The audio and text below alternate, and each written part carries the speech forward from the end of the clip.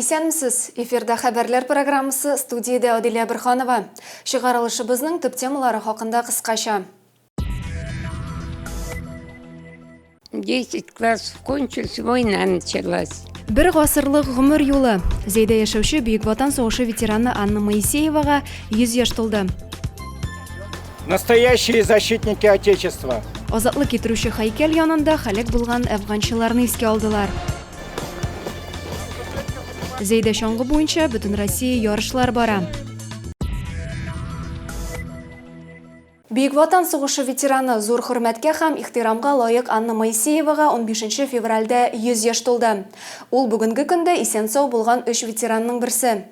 Бер гасырлык гомер бәйрәме белән котларга Анна Ивановнаның фатирына иртәдән кеше агылды. Район башлыгы шәхсән котлап, җылы теләкләрен җиткерде. Это рисак. Вот на машине мы стоим. Тут, по-моему, вот я стою в машине. Вот. Бөек Ватан сугышы ветераны Анна Моисеева 100 яшьлек юбилее көнендә үткәннәрне барлый. Дәһшәтле сугыш еллары сөенечле җиңү көнен аңа күп санлы орден медальләре хәтерләтә.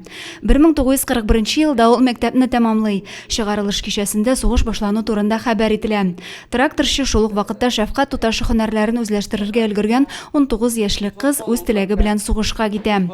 Анна Моисееваның Мәскәүдә башланган сугышчан юлы Берлин давам итә. Потом меня увезли вот в Берлин брать.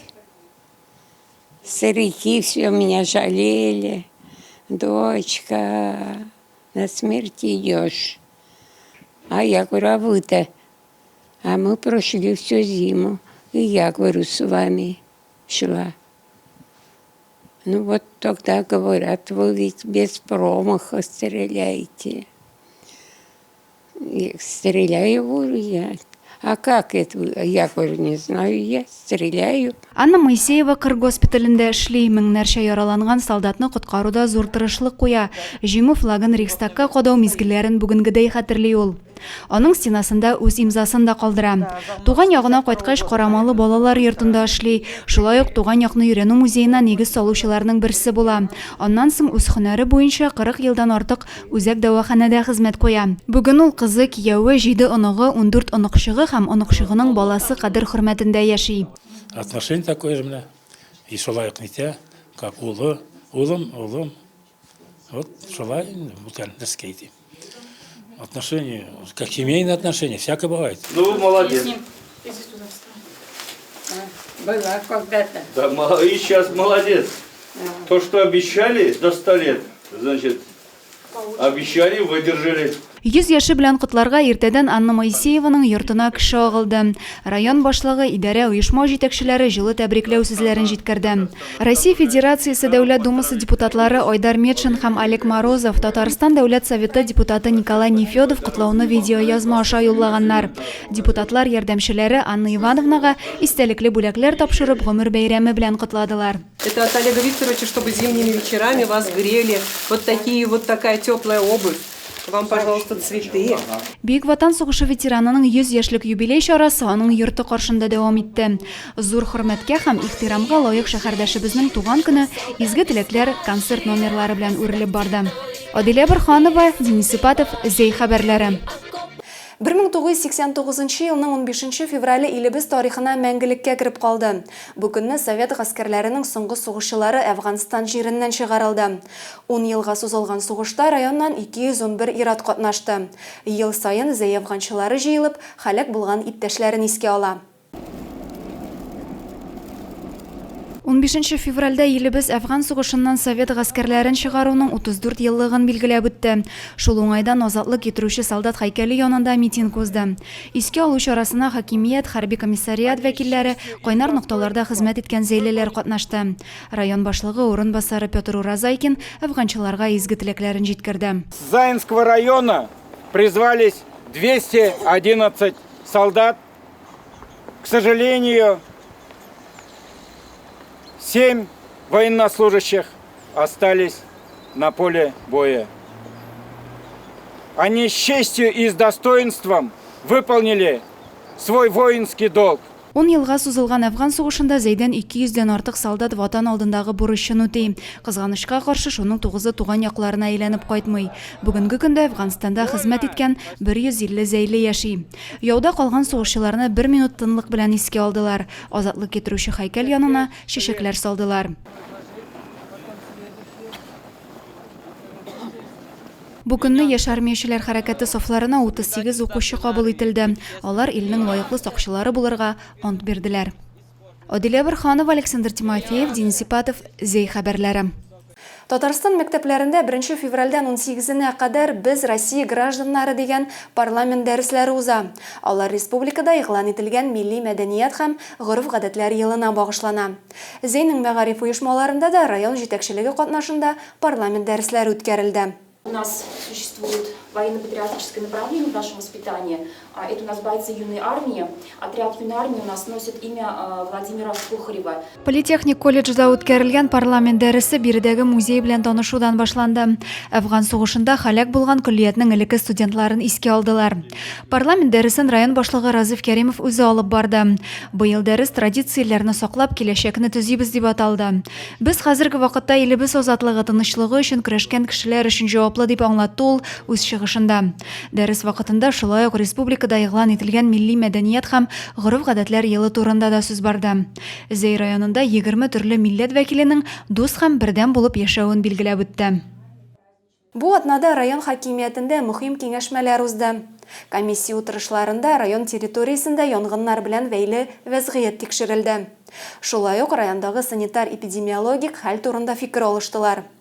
2023 ел Россиядә игълан ителгән укытучы һәм остаз елы рәсми рәвештә ачылды.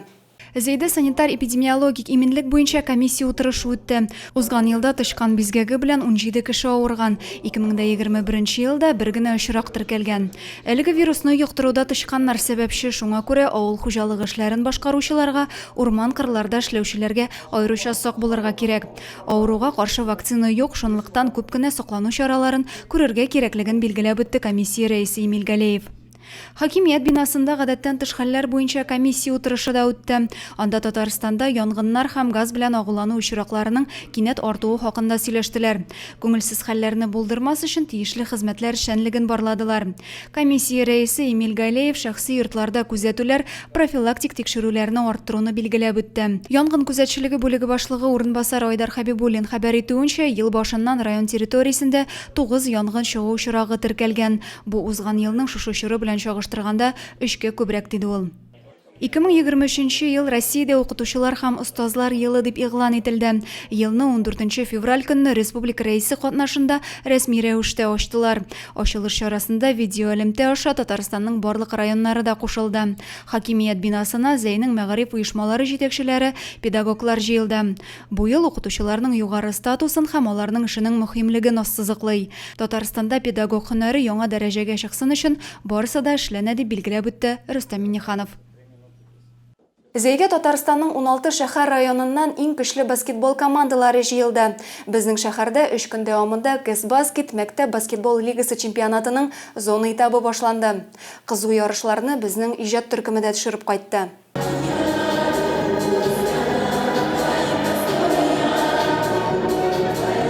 Зейгә баскетбол уенын үз итүче мәктәп укучылары җыелды. 7нче мәктәптә 16 февральдән 18-не кадәр Кэс-баскет мәктәп баскетбол лигасы чемпионатының зона этабы башланды. Уеннарның тантаналы ачылышында Татарстан мәгариф министрлыгы белгече Лариса Габитова да катнашты. Бирегә республиканың 16 шәһәр районыннан иң көчле баскетбол командалары килде. Зей районы данын 7нче мәктәп укучыларыннан торган команда яклый. Алар узган елда финал уеннарында ярыштылар. Быелгы финал ярышларында җиңгән команда республикабызданын Идел буе округында яклаячак. Зейдә чираттагы масштаблы ярышлар бара. Ялтызей спорт үзәгенә Россиянең төрле төбәкләреннән студентлар килгән. Спорт чарасының тантаналы ачылышында мәртәбәле кунаклар да катнашты. Ачылу чарасында безнең иҗат төркеме дә булды. 14 февральдан 19-на кадар Ялтызай спорт әзірлігі үзәгендә күләмле шаңғы ярышлары бара. Ярышларга Россиянең 31 төбәгеннән 200-гә якын төрле уку йортларында белем алучы студентлар килгән. Спорт чарасының тантаналы ачылышында Россия шаңғы узышлары Федерациясе президенты Елена Вяльбе, Татарстан спорт министры урынбасары Халил Шайхетдинов һәм башка танылган спорт осталары катнашты. Район башлыгы барчасын сәламләп зур уңышлар теләде. Хороших выступлений, чтобы Заинская земля вам запомнилась только с хорошей стороны. Если Казань спортивная столица России, Заинск столица спортивная Закамская зона, и по многим видам спорта мы являемся лидерами. Мәртәбәле кунаклар үз чыгышларында Ялтызай үзәгендә спорт белән шөгыльләнү өчен менә дигән шартлар булуын билгеләп үттеләр. Очень приятно видеть такой широкий географии со всех регионов Российской Федерации. Созданы все необходимые условия. Разим Галеевич рассказывал, какой передовой спортивный регион. Но в первую очередь хотелось бы обратиться, конечно же, к нашим спортсменам, пожелать вам хороших, настоящих спортивных баталий. Несмотря ни на что, мы должны бегать, тренироваться и показывать свою силу. Ярышлар тәртибе буенча спортчылар төрле дистанцияләрдә классик һәм ирекле стильләрдә узыштылар. Шулай ук спринт кыска аралыкка, шаңгы эстафетасында ярышачаклар. Хатын-кызлар арасында классик стиль белән 5 чакрым арага узышуда Татарстан спортчысы Христина Мацокина алтын медальгә лаек булды. Шулай ук Татарстан егете Владислав Афанасьев классик стиль белән 10 километр дистанциядә 2нче урынны алды. Бу сезгә җиткерәсе соңгы хәбәребез иде. Районыбыз турында яңа һәм тулырак мәгълүматны сез Зэ яңалыклары сайтыннан һәм безнең социаль челтәрләрдән белә аласыз.